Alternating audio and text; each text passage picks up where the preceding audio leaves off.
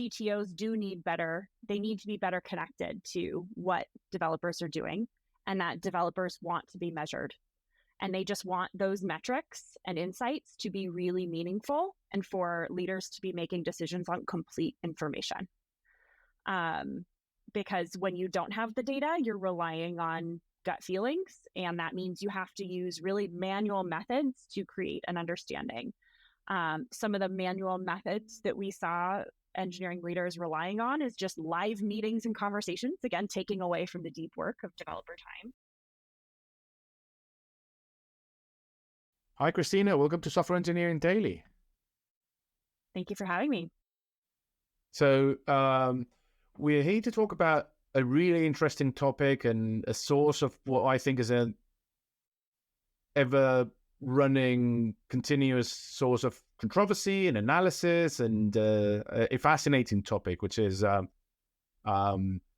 development metrics, productivity, throughput, developer experience, and how that adds up to the business and the moving the needle for businesses, and how software engineers and teams contribute to the bottom line of any business. That's a very rough description of what we're going to talk about, because we're going to touch upon really different granular aspects of that. But I'm interested in what brings you here. Like, could you present yourself, introduce yourself, and also Uplevel, and maybe just glance at one of the last pieces of research that you've done at Uplevel? Yeah, absolutely. So hello, nice to meet you. I'm Christina Forney. I'm the VP of Product at Uplevel. I have a background as an engineer. I started my career as a developer, working on internal tools systems, and kind of have ebbed and flowed between product and engineering throughout my career, but have largely focused in the dev tool space, first building internally for companies and then turning my focus to think about how do I build developer tools for developers. Uplevel itself is an engineering intelligence platform. And so what does that mean? That means we are looking at how developers are working in order to better understand how to help them have a better experience. So we are driving better developer experience, we are driving greater levels of productivity, and we're doing this by creating transparency across organizations into what's really going on. We're helping to answer the question, what is my team doing? Are we working effectively? Are we working efficiently? Are we working on the right things? And how can we improve together? Because that's the main challenge. And it sounds kind of surprising, maybe, one of the things that one takes for granted about software, and this is probably because we are all skewed towards, or our vision is very polluted in a good way, with open source, right? That developers in general work in the open, that they contribute code on a daily basis, and therefore their contribution to the business, or to the company, to the project, to the team is fairly clear.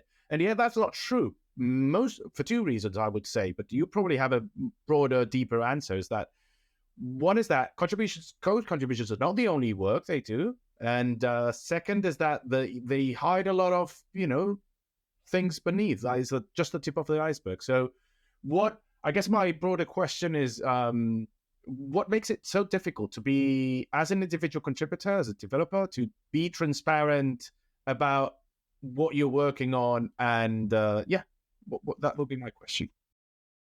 Yeah, I think inherently developers know what they're working on, but where that gets abstracted is as you increase the size of the organization, as you increase the complexity of a code base, as you increase the complexity of an organization, you have so many systems that it obfuscates what's really happening. And then you end up having these disconnected leaders where they have their initiatives, their high-level goals, their most important things that the business needs to get done, and it's completely disconnected from what's actually happening within the software development teams. And we did a study recently, so bringing up that research that we've done recently, is we surveyed software engineers and asked them what they thought of CTOs, and do CTOs understand what's going on? And a vast majority of them believed that CTOs are making decisions without understanding the implications. They are disconnected from their teams. They are disconnected from what's going on, with a third of them believing that the majority of engineering roadblocks aren't even noticed by leadership. How come? Like, what's the? Could you explain? Maybe just drill down into the roadblocks. What are there any typical Yeah. definitions of roadblocks? Which ones are the most frequent, and why are they difficult to communicate, or are they by nature obfuscated in the in the reporting process? Yeah. What these roadblocks are varies greatly across organizations. But consistently, what we see is that CTOs are making strategic decisions without understanding those negative implications. So they're making strategic decisions, and 56% of developers say that they don't understand how that's having a negative impact on this team. And 51% of developers think that CTOs are moving people around onto different teams or tasks or initiatives without understanding the implications. And so what that says is that there is an unseen and impact by leadership on the actual direct business and the way that developers are able to best drive value for the business. So an interesting example here is, again, leadership thinks that these are the most important initiatives that our organization is working on. And in reality, there is one team that's responsible for a big bulk of that work. But that team is getting context switched all the time. They're spending so much time of inbound customer support requests, keep the lights on kind of work. And so they're only really spending maybe 5 to 10% of their working time on these really important initiatives. And so what happens, and that's the disconnect that gets created, is leadership is frustrated. Why isn't this thing getting done? It must be because the developers are incompetent. You get this kind of negative reinforcing cycle of Yeah. mistrust. Whereas the developers are saying, nobody understands why this is so hard. Why doesn't the leadership team give us more support and help? Something is wrong here. We need more reinforcements. We need more support, to get some of this tech debt handled. And that can be helped by another team working on that kind of area of focus. But it's just this reinforced cycle of mistrust where developers don't trust leadership to support them, and leadership doesn't trust engineers to get the right work done. I'm wondering now if the frameworks like Dora metrics have provided any, at least partial bridging of this gap. Have they brought any clarity? Have they brought a framework of discussion between the existing disconnect between senior leadership and the individual contributors or the team leads? Have they helped at all, in your opinion? I think Dora metrics are a really helpful start, but they're only a small piece of the puzzle. So Dora metrics help you understand, are we shipping? Are we getting work out? Are we moving? Are we delivering? Are we delivering the right things? Are we doing it in a sustainable way? Are we spending too much of our time in meetings? Maybe I only really have, 50% of my capacity because 50% of the rest of my time is being taken up by meetings. And so you have to look at the more holistic picture. Dora is a great stepping stone if you want to understand, are we moving?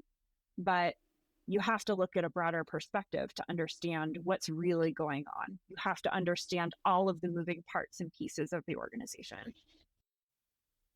So then, this might be a bit of a too challenging question, but if software engineers, developers only, quote unquote, only care about coding, debugging, being as much as possible in the zone, doing deep work, and maybe reading documentation, right? If those are the 4 key things they wish they would be measured, and senior leadership only cares about contribution to the bottom line, which I would equate to Dora metrics or to the Dora dashboard. Is there any way in which that potentially narrower gap can be closed, or Is this approach missing other aspects that you just mentioned or others? Yeah. So the I think what we saw, what was really interesting to me in this research that we did, was that developers actually did want to be tracked. They did want data to be shown, and they did want leaders to use data to make better decisions across their organization. And this was a huge majority of 91% of them seeing that, Yes. like, right? They want metrics to be tracked. They want to know that leadership is looking at the right things, but they're not happy with the actual metrics that they're looking at. So typically leadership is missing that piece of the puzzle. And so developers do want leaders to look at things like, how much deep work time am I getting? Am I getting enough time to focus? This is a huge correlation between my ability to deliver value, to write code, to do the things that leadership is asking me to do. And if you're making me sit in all these meetings, I'm just not going to be able to get that work done. You need to understand the cost of what you're putting me through, right? And they also want you leadership looking at, like, am I going to burn out? Am I being asked to do too many hours of work? Because what we see in our data with Uplevel is that there's a very high correlation between always on metrics, meaning like I'm working outside of a normal day, and deep work. So if I'm not getting enough time to do my deep thinking and my deep work during my normal business day, I'm going to extend that time, and I'm going to be working extended hours in order to get that focus time after hours. And that is a very high indication of burnout. I'm wondering out loud and putting this out to you, the expert on this, if there's any solution to this, what seems to be a flywheel effect, a negative effect of software engineers.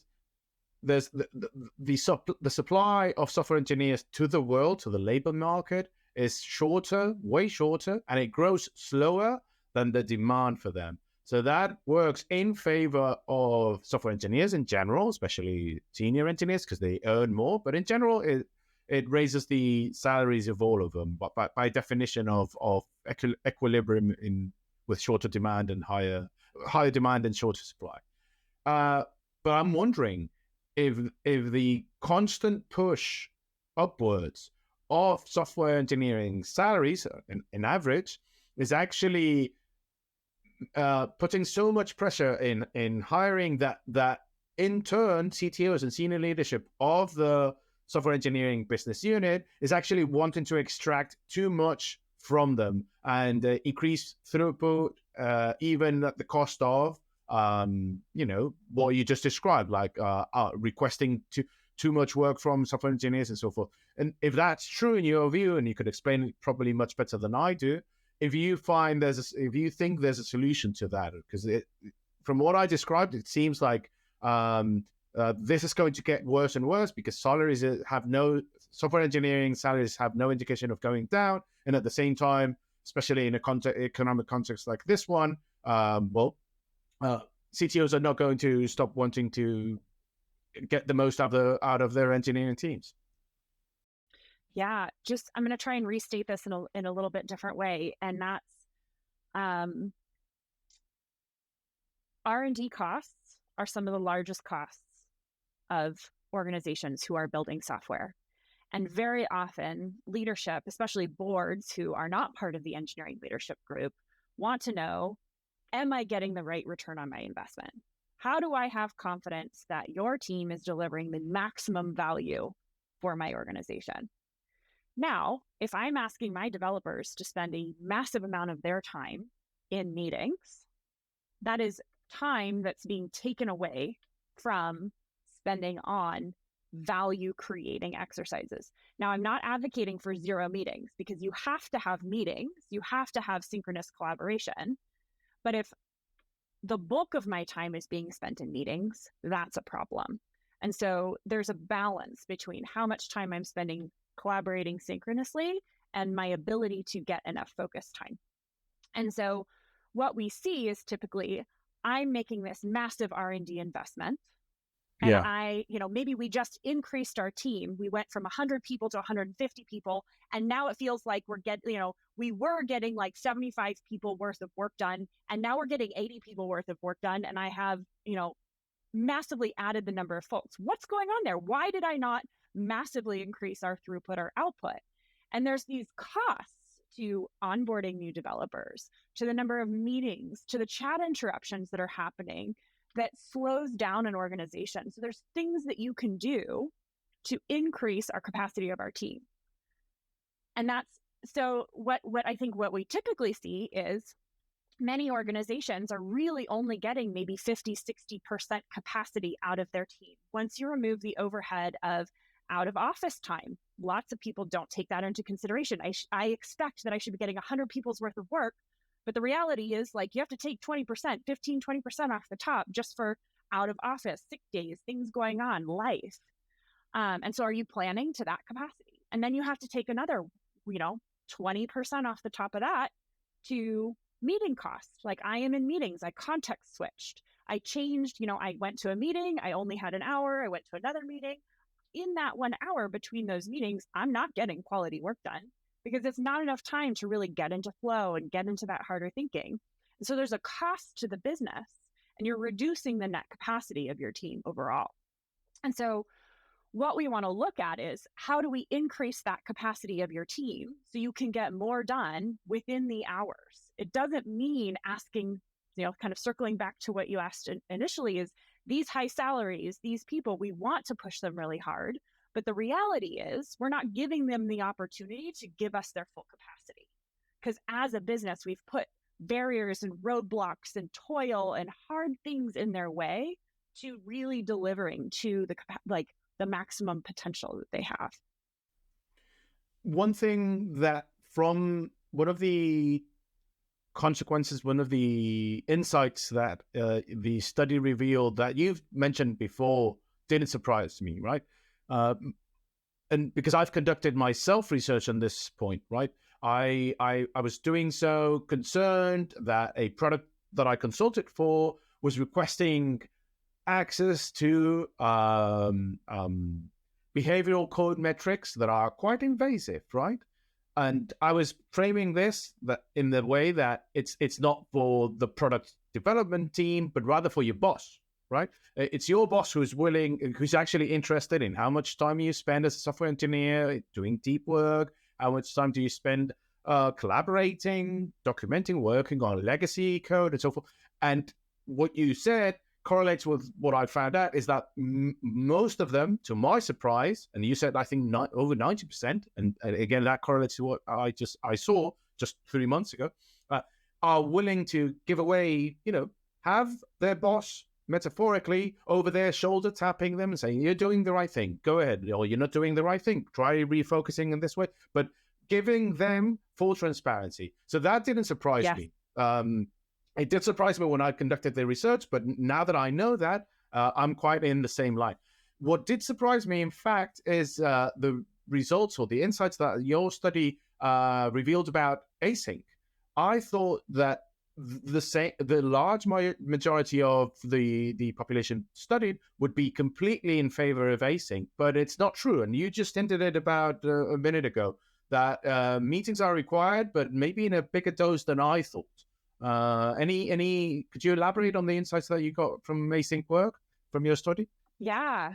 Yeah, this was really surprising to me as well. And I think what we're seeing in this data, my hypothesis again, is kind of a reckoning of we've all moved, the whole world had to skew towards async, and a lot of people found that freeing and they loved it, and they were able to actually get their focus time done because someone wasn't spinning around in their chair and tapping them on the shoulder. They were able to focus in ways they never were before. They didn't have to commute for hours on end and waste all of this time. There was a really positive kind of flow as the world went to remote working.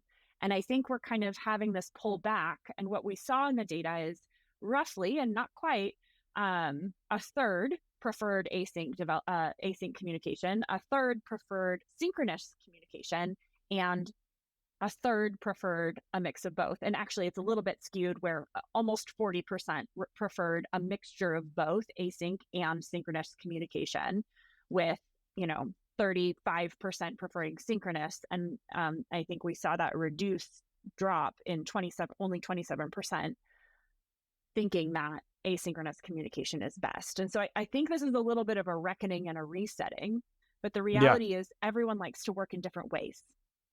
And so we see this just split across the board.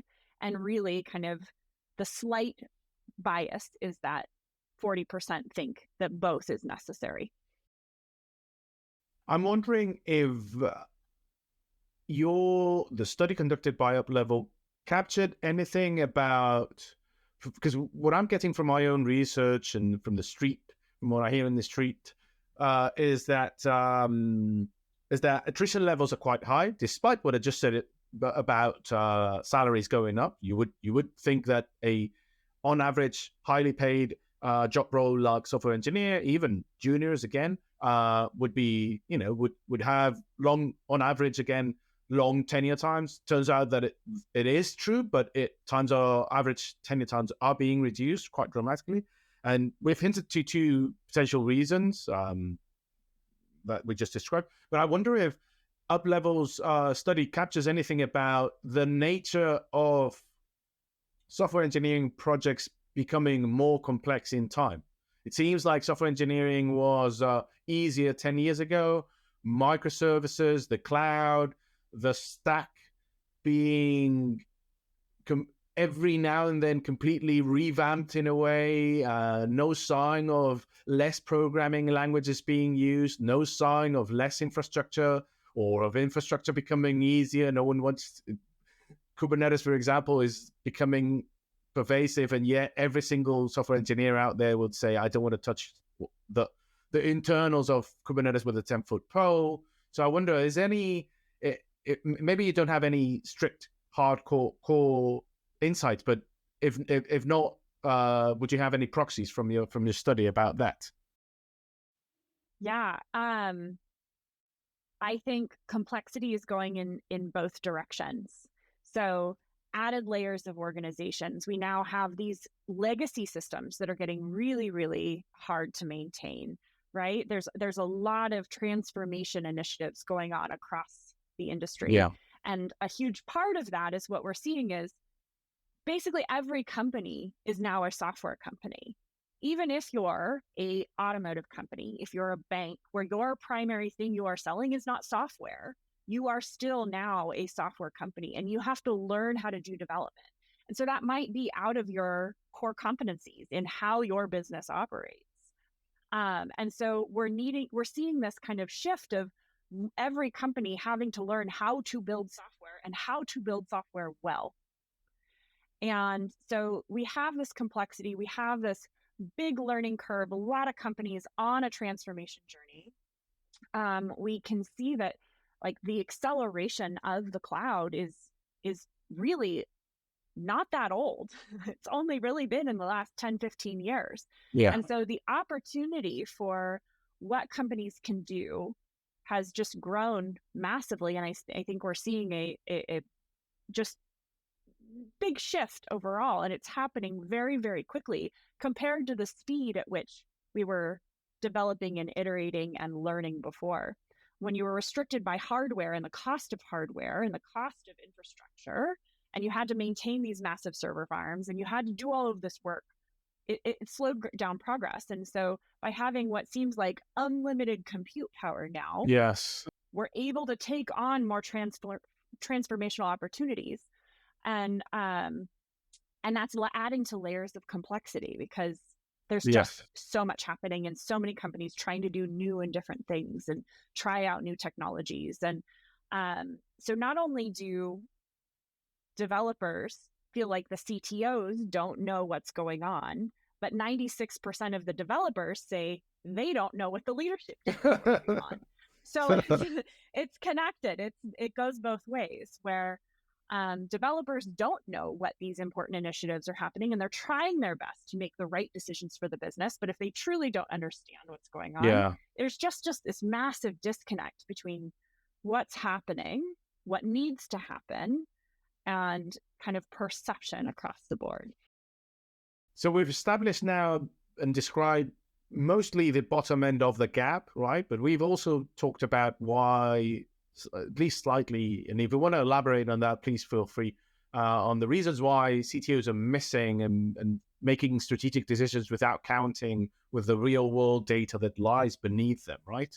And I wonder why they would do so. But if you could actually elaborate on that and do so maybe with an example in which Uplevel has helped bridge this gap, right? In any direction, has it helped software engineering teams understand what the leadership was doing strategically, and then they factor that in, or the other way around, or both ways? Could you give us an example of that?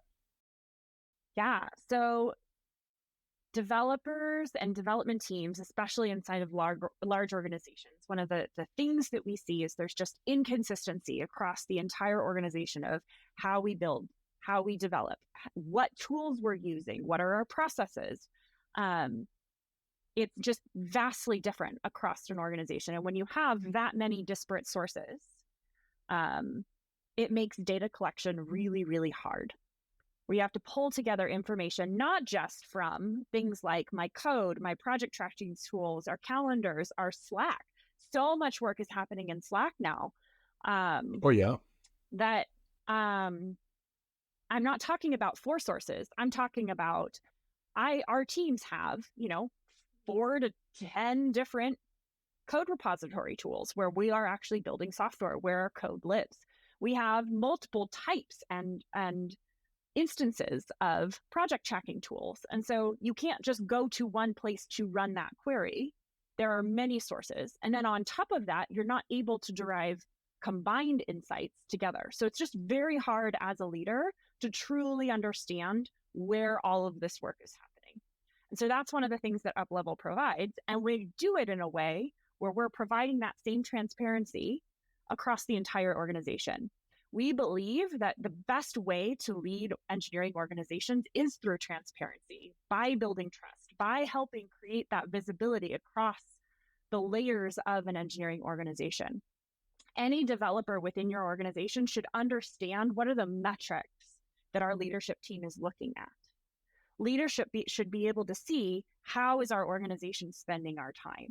And how can I, as a leader, start to advocate for change in support of my engineering organization? So an example here, maybe we are seeing that our team, our engineering organization, isn't spending too many hours in meetings. Our volume of meetings is good, but we're not getting enough deep work. So what that tells us is very likely we just have really bad meeting hygiene. So when meetings are scheduled is really suboptimal, right? I'm not getting any deep work time because I'm interrupted once an hour. So I don't get that, don't get into flow. I don't get that focus time. Not in a ton of meetings, but they are just wrecking my focus.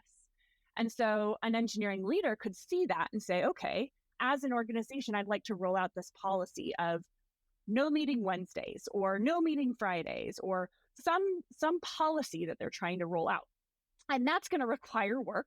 I have to now go update my calendar, and that's annoying. And I, as an engineer, maybe I'm on a team where I don't have a problem with my meeting schedules and meeting hygiene. And so I find this incredibly annoying, and I think it's frustrating and stupid. And I think leadership is disconnected. But the reality is I'm disconnected from what's happening across the organization. And so by creating that transparency as a leader, I can say, look at what's going on. Your peers, the engineers of our company, are not getting enough focus time. So together, to make the experience better together, we are going to inform this policy. We're going to take meetings off of this day. Now I'm much more motivated. Even though my calendar, I had to do the work, I had to go change my own calendar, I'm doing it in support of my peers. I'm doing it in support of the organization. So you get more buy-in, more alignment, more understanding of the why behind the policy decisions. And so you're going to be able to enact and affect change much more effectively. Okay, that's a brilliant example. I wonder if there are more. Like, have you ever seen any testimony of actions, data-informed actions, like the one that you just described, even if hypothetically even if this one was hypothetical, um, uh, based on information around, I don't know, code reviews, maybe conflicts in merge requests, time that it takes to solve it. I don't know, any other typical software engineering metrics that on aggregate have led to informed decisions across the board, or maybe granular and applied to different teams that have generated not an opposition like you just described, but an endorsement by the person being applied in this new policy. Yeah. Another really great example. And so that example I gave, I obfuscated a little bit, but yes, that was a real example that we Oh, have okay, had. okay. We've seen this happen time and time again. And another kind of example that I'll obfuscate is, say there is a initiative and you have a team working on this very key important initiative, and one team is based in the US and the other team is based in Europe. And you have a third team that's also based in the US that's working on a totally separate initiative. Now, looking at our data, what we could see is what we look at cycle time, and then we break down. So cycle time is from when a ticket is first opened to, going through the different phases of development, waiting for Testing. PR review, testing, and then deployment. And so what we see in this kind of scenario where you have two teams who are reliant on each other that are based in different time zones is that you have a very high time of waiting for review. And then you have a cost of now it has to go through this cycle where it has to basically wait 24 hours every time you want to get through an iteration, Of course. instead of being able to iterate quickly together. And so when you can show this information, people do not like having projects taken away from them. They feel like it's some sort of failure. I was bought in, I was motivated, this was the thing that I was owning. I don't want to have this taken away from me and given to another team. But if you can show them in the data, look at this cost. Look how hard this is. We are making this harder than it needs to be.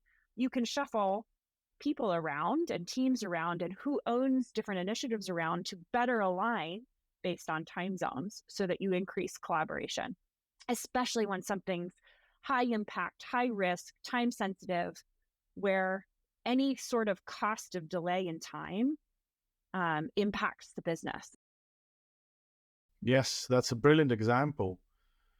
So did we miss any specific insights from the study? That, by the way, where can anyone go and find that study? Yeah, if you go to our website, uplevelteam.com, you can find access to that. We have it in our blog and resources area.